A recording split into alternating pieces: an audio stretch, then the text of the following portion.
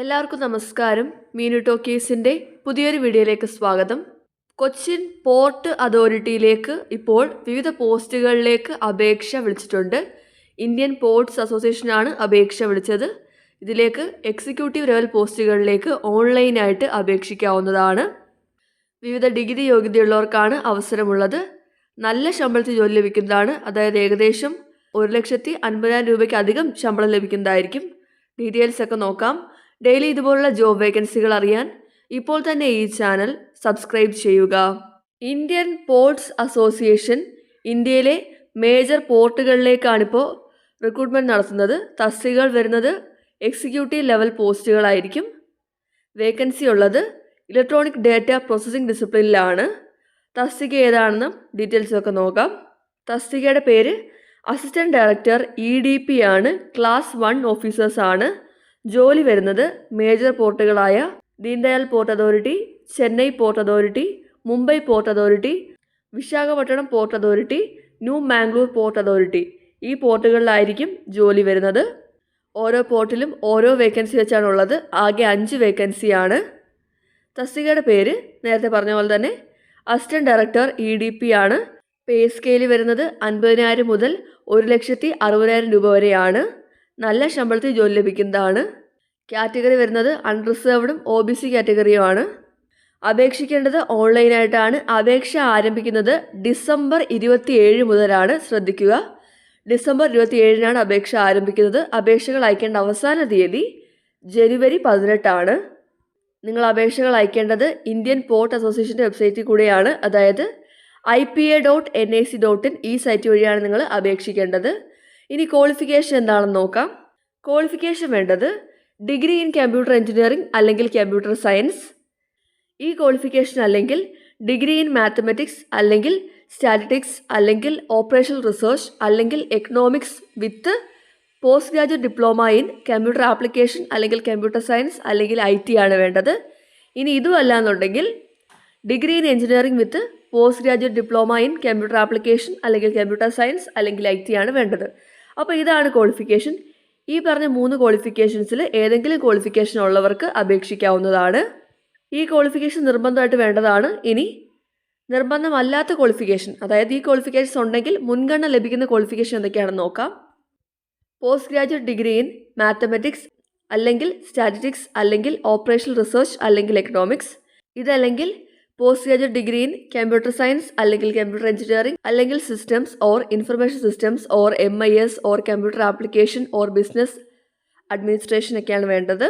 കൂടാതെ 2 year experience in programming or electronic data processing അല്ലെങ്കിൽ system analysis ആണ്. അപ്പോൾ ഈ പറഞ്ഞ യോഗ്യത ഉണ്ടെങ്കിൽ മുൻഗണന ലഭിക്കും. നിർബന്ധമല്ല. ക്വാളിഫിക്കേഷനായിട്ട് നിർബന്ധമായിട്ടും വേണ്ടത് ഡിഗ്രിയാണ്. PG ഉള്ളവർക്ക് മുൻഗണന ലഭിക്കുന്നതായിരിക്കും. അപ്പോൾ ഇതാണ് ക്വാളിഫിക്കേഷൻ. ഡിഗ്രി യോഗ്യതയുള്ളവർക്ക് ഈ തസ്തികയിലേക്ക് അപേക്ഷിക്കാവുന്നതാണ്. ഇനി അപേക്ഷിക്കാൻ വേണ്ട പ്രായപരിധി എത്രയാണെന്ന് നോക്കാം. 30 വയസ്സ് വരെ ഉള്ളവർക്ക് അപേക്ഷിക്കാവുന്നതാണ്. കൂടാതെ SC/ST കാറ്റഗറി ആണെങ്കിൽ 35 വയസ്സ് വരെയും OBC കാറ്റഗറി ആണെങ്കിൽ 33 വയസ്സ് വരെ ഉള്ളവർക്കും അപേക്ഷിക്കാവുന്നതാണ്. ഏജ് റിലാക്സേഷൻ ക്ലെയിം ചെയ്യുന്നവർ റെലവൻറ്റ് സർട്ടിഫിക്കറ്റിൻ്റെ കോപ്പി സബ്മിറ്റ് ചെയ്യണം ആപ്ലിക്കേഷൻ്റെ കൂടെ. അതുപോലെ തന്നെ വെരിഫിക്കേഷന് പോകുമ്പോഴത്തേക്കും ഒറിജിനൽ സർട്ടിഫിക്കറ്റ്സും ഹാജരാക്കേണ്ടതാണ്. ശ്രദ്ധിക്കേണ്ട കാര്യം, SC/ST OBC കാൻഡിഡേറ്റ്സ് അൺറിസർവ്ഡ് കാറ്റഗറിയിലാണ് അപേക്ഷിക്കുന്നതെങ്കിൽ ഏജിൽ ഇളവൊന്നും ലഭിക്കുന്നതല്ല. ശമ്പളം എത്രയാണെന്ന് നമ്മൾ നേരത്തെ പറഞ്ഞു. അതിൻ്റെ കൂടെ തന്നെ എല്ലാ വിധത്തിലുള്ള അലവൻസ് ലഭിക്കുന്നതായിരിക്കും. ഇനി സെലക്ഷൻ്റെ ഭാഗമായിട്ട് ഓൺലൈൻ എക്സാം ഉണ്ട്.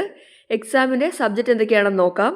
Questions relating to specialisation, computer science, test of reasoning, quantitative aptitude, general awareness, English language.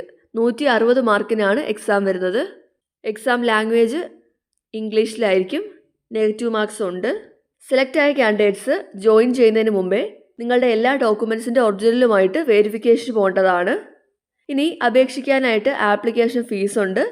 Application fee വരുന്നത് അൺറിസർവ്ഡ് കാറ്റഗറി ആണെങ്കിൽ 400 രൂപയാണ്.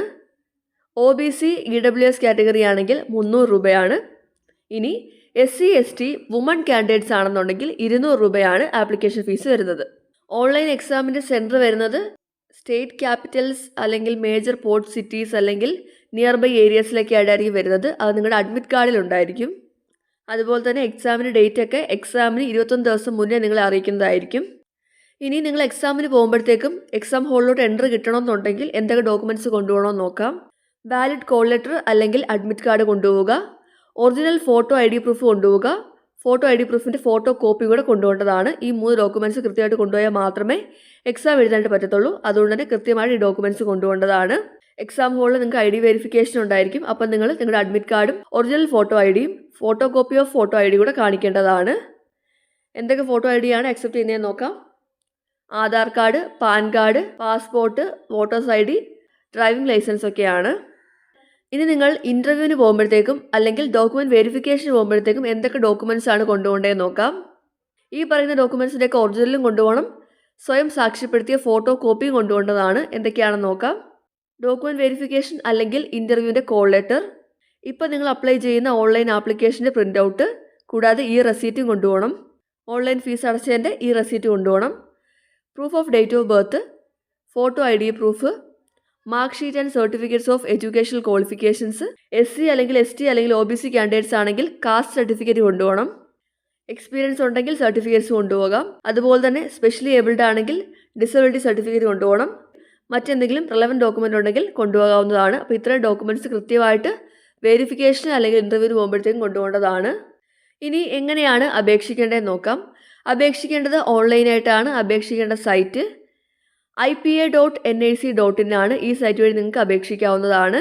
ഈ സൈറ്റിലായിരിക്കും നിങ്ങൾക്ക് അഡ്മിറ്റ് കാർഡും കോൾ ലെറ്ററും വരുന്നത്. ഒന്നുകിൽ സൈറ്റിൽ അല്ലെങ്കിൽ മെയിലിലായിരിക്കും വരുന്നത്. കൃത്യമായിട്ട് തന്നെ ചെക്ക് ചെയ്യേണ്ടതാണ്. അപ്പോൾ ഇത്രയും കാര്യങ്ങളേ ഉള്ളൂ. ഇന്ത്യയിലെ മേജർ പോർട്ടുകളിലൊക്കെ ജോലി ചെയ്യാൻ താല്പര്യമുള്ളവർക്ക് ഇപ്പോൾ ഓൺലൈനായിട്ട് അപേക്ഷിക്കാവുന്നതാണ്. നല്ല ശമ്പളത്തിൽ ജോലി ലഭിക്കുന്നതാണ്. വിവിധ ഡിഗ്രി യോഗ്യതയുള്ളവർക്ക് അപേക്ഷിക്കാവുന്നതാണ്. താല്പര്യമുള്ളവർ ക്വാളിഫിക്കേഷൻസ് ഒക്കെ നോക്കിയിട്ട് ഓൺലൈനായിട്ട് അപേക്ഷിക്കുക. ശ്രദ്ധിക്കേണ്ടത്, അപേക്ഷിക്കാൻ കഴിയുന്നത് ഡിസംബർ 27 മുതലാണ്. അപേക്ഷിക്കേണ്ട അവസാന തീയതി ജനുവരി 18 താല്പര്യമുള്ളവർ ആപ്ലിക്കേഷൻ സ്റ്റാർട്ട് ആകുമ്പോഴത്തേക്കും അപേക്ഷിക്കുക. ഡെയിലി ഇതുപോലുള്ള ജോബ് വേക്കൻസികൾ അറിയാൻ ഇപ്പോൾ തന്നെ ഈ ചാനൽ സബ്സ്ക്രൈബ് ചെയ്യുക. മറ്റൊരു വീഡിയോയുമായി കാണുന്നവരെ നന്ദി.